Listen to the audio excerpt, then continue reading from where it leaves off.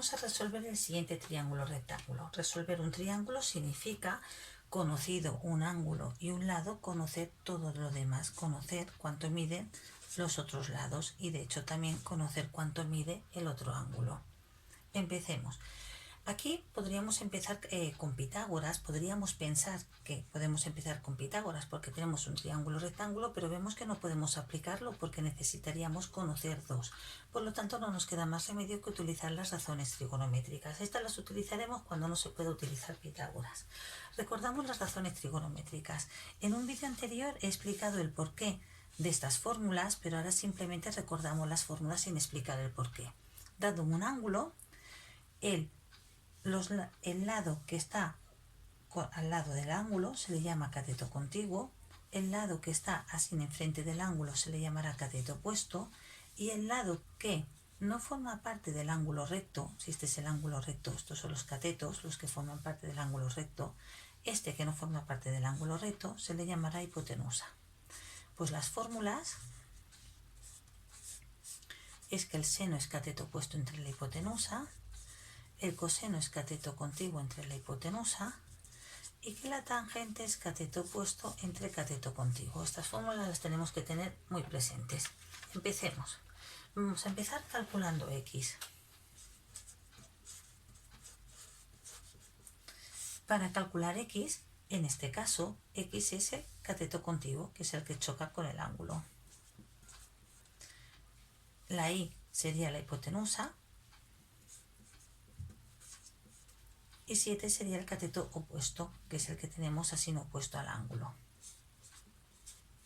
Por lo tanto, para calcular x yo necesito calcular el cateto contiguo y lo que sabemos es el cateto opuesto. De estas tres fórmulas, la que me relaciona cateto opuesto y cateto contiguo es la tangente. En estos casos me los relacionan con la hipotenusa, que no me interesa. Por lo tanto, apuntamos la fórmula de la tangente. En este caso sería la tangente de 50, mi ángulo mide 50, el cateto opuesto mide 7 y el cateto contiguo en nuestro caso es x. Tangente de 50 de hecho es un número que lo calculamos con la calculadora. Tangente de 50 y nos da 1,19.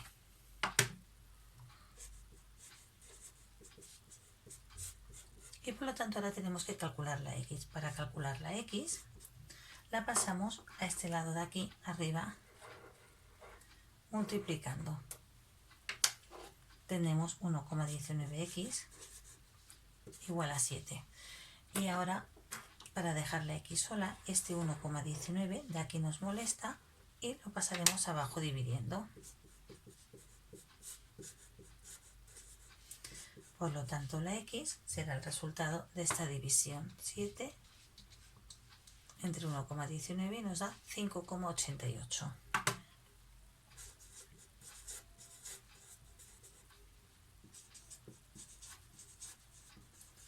Ahora vamos a calcular la y.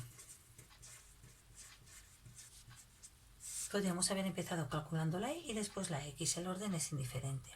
Para calcular la y tenemos varios procedimientos. Uno es con Pitágoras, este lo haremos después. De momento aquí lo apunto y lo haremos después. ¿Por qué no quiero utilizar ahora Pitágoras? Pues porque si me he equivocado en este cálculo, en el 5,88, aquí haremos Pitágoras con estos dos números, el 7 y el 5,88, y entonces también me equivocaré a calcular la y.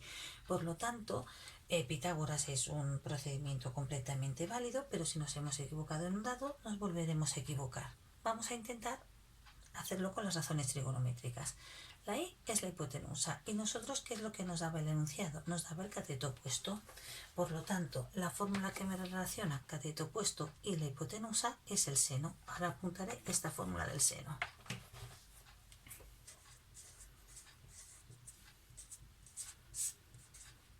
En mi caso es el seno de 50. El seno de 50 lo calculamos con la calculadora. Seno de 50 nos da 0,76. El cateto opuesto es 7. De hecho lo podía haber apuntado antes, el 7 es indiferente. Y la hipotenusa en mi caso es la y. Ahora para calcular la y Primero la pasamos aquí arriba, multiplicando. Hemos pasado la I aquí arriba multiplicando, como está dividiendo la pasamos multiplicando. Y ahora, para dejarla ahí sola, el 0,76 lo hemos pasado al otro lado, como está multiplicando con la I dividiendo. Por lo tanto, la I es 7 entre 0,76, que nos da 9,2. De hecho, también podríamos haber calculado la I desde un principio aquí multiplicando en cruz. 7 por nada, que es 7, aquí es como si lo hubiéramos colocado un 1, 7 por 1, 7, y el número que acompaña a la I en cruz, el 0,76, es el que ponemos aquí dividiendo. De hecho, nos podríamos haber saltado este paso y haber ido aquí directamente. Y lo mismo con la X, aquí también podríamos haber multiplicado en cruz.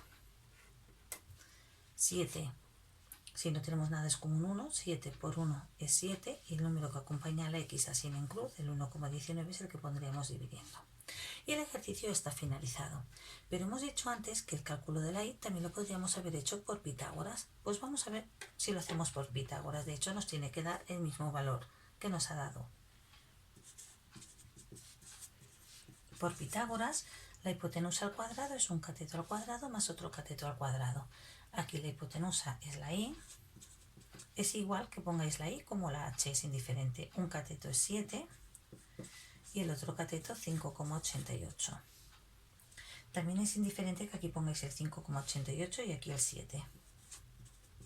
7 al cuadrado es 7 por 7, que es 49, y 5,88 lo podéis calcular de dos maneras.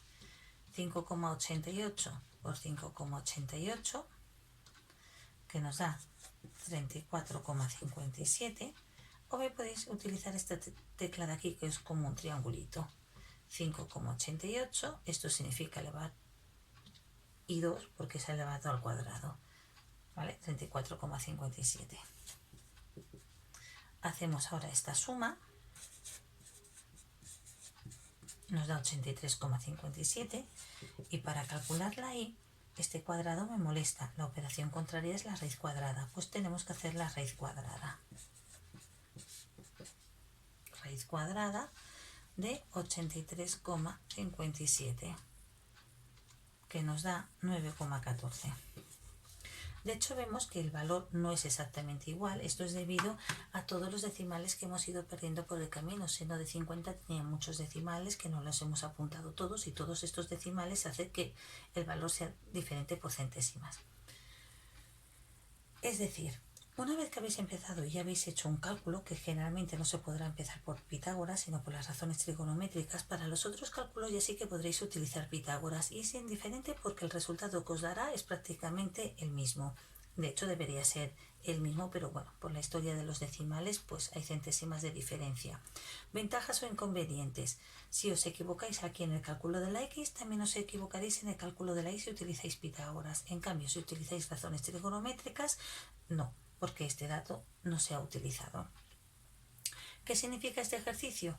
Que si esto mide 7 centímetros y ahora nosotros cogemos, como este mide exactamente 7 centímetros, de hecho esto mide 5,88, lo medimos y mide 5,8, y la I nos mide 9,1. Efectivamente mide 9,1. Lo único que, como siempre habrá triángulos que no serán de 7 centímetros, serán de 7 metros, de 70 metros aplicados a la realidad, y no vamos a construir unos triángulos tan grandes, con las razones trigonométricas podemos calcular lo que miden.